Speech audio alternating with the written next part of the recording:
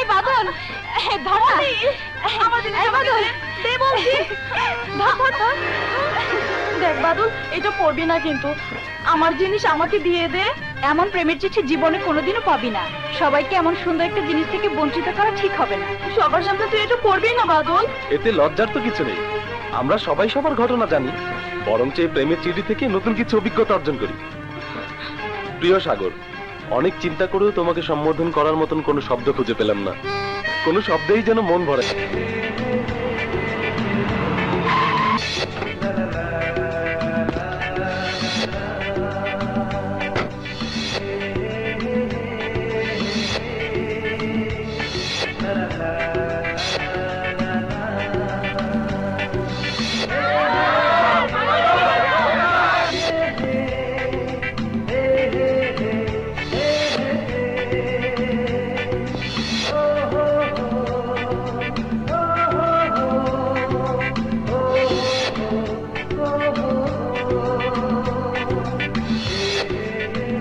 আয় তো বস, ঠিক সময় এসে পড়েছিস।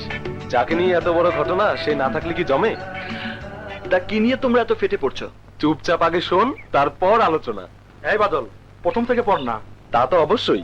প্রিয় সাগর, অনেক চিন্তা করেও তোমাকে সম্বোধন করার মতো একটা শব্দ খুঁজে পেলাম না। কোনো শব্দেই যেন মন ভরে না। অনেক ভেবে মনে হলো তোমার নামটাই তো বিশাল। এই নামের তো আর কোনো বিশেষণ লাগে না। সাগর, বিশাল তার জলরাশি, যত দূর চোখ যায় মনে হয় কোনো সীমা নেই। বুকে তার উত্তাল ঢেউ, একের পর এক ঢেউ শো শো করে আছড়ে পড়ে তীরে। কত যে ঢেউ তোমার বুকে, কোনোদিন শেষ হয় না, হবেও না। তোমার ব্যক্তিগত জীবনটাও অতুলনীয়। বিরাট সম্ভ্রান্ত সচ্ছল পরিবারে তোমার জন্ম। চোখ ধাঁধানো গাড়ি নিয়ে আসো বিশ্ববিদ্যালয়ে, দামি দামি সব পোশাক পরো, যেন কোনো রাজকুমার নামে গাড়ি থেকে। দেখলেই প্রাণটা জুড়িয়ে যায়। তুমি তো সত্যিই রাজকুমার। যেমন উচ্চতা তেমনি সুন্দর মুখ, অপরূপ চেহারা। চোখ দুটো আল্লাহ যেন নিজের হাতে তৈরি করে দিয়েছেন।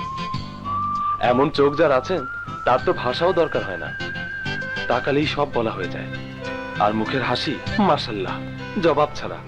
প্রেমে পড়ার মতো বয়স হয়েছে, এমনকি কোনো মেয়ে পৃথিবীতে আছে যে এমন পুরুষ স্বপ্নে দেখে না? কিন্তু আমাদের চারপাশে কেবলই শূন্যতা। না আছে সম্পদ, না আছে রূপ। কি নিয়ে তোমার সামনে দাঁড়াবো রাজকুমার? মুখোমুখি হতে সাহস পাইনি বলে চিঠির আশ্রয় নিলাম। কম্পিউটার মোবাইলের যুগে চিঠি লিখলাম বলে আবার হেসো না। হাসো আর যাই করো, আমি তো মরেছি বন্ধু, 16 আনাই মরেছি। এ কি আর কই? আর কোত্থেকে থাকবে, ও তো লিখছিল, আমি ছো মেরে নিয়ে দৌড় দিয়েছি।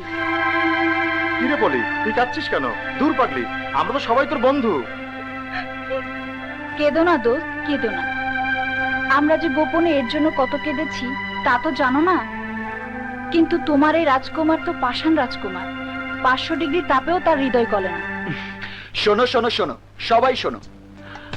আমার কথা বলার তো আর সুযোগ পাই না, আজ যখন পেলাম তখন বলি।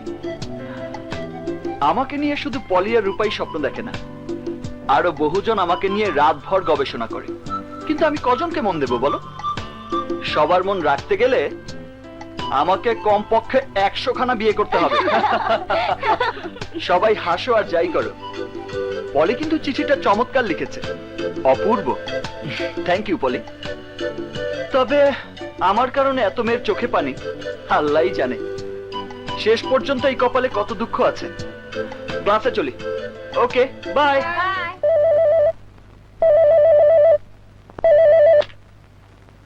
হ্যালো।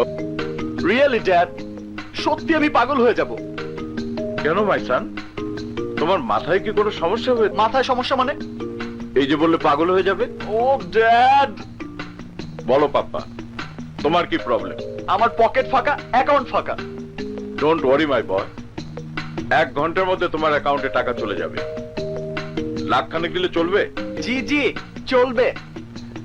আপনাকে অনেক ধন্যবাদ। Thank you dad. সবই ভাগ্যরই নীলা, সবই ভাগ্য। নইলে সৎমা হোক আর শত্রু হোক, তোর মতো মেয়ের সাথে কেউ খারাপ ব্যবহার করতে পারে না।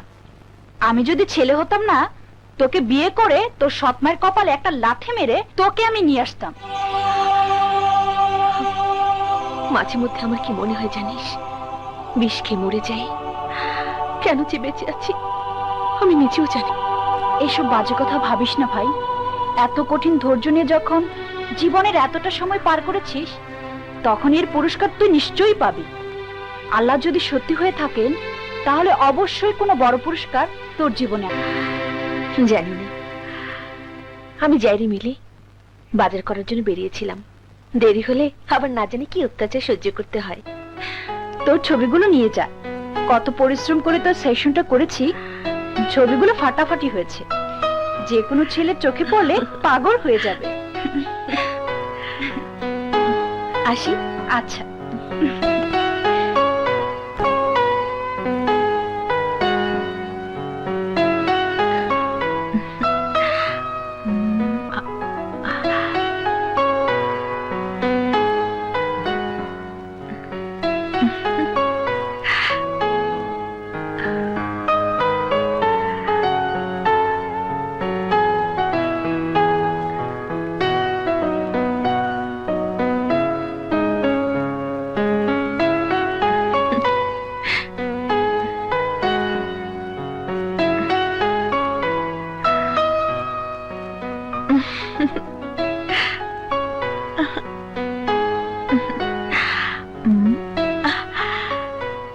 তুমি আমার মনের মানুষ, তুমি আমার ভালোবাসা।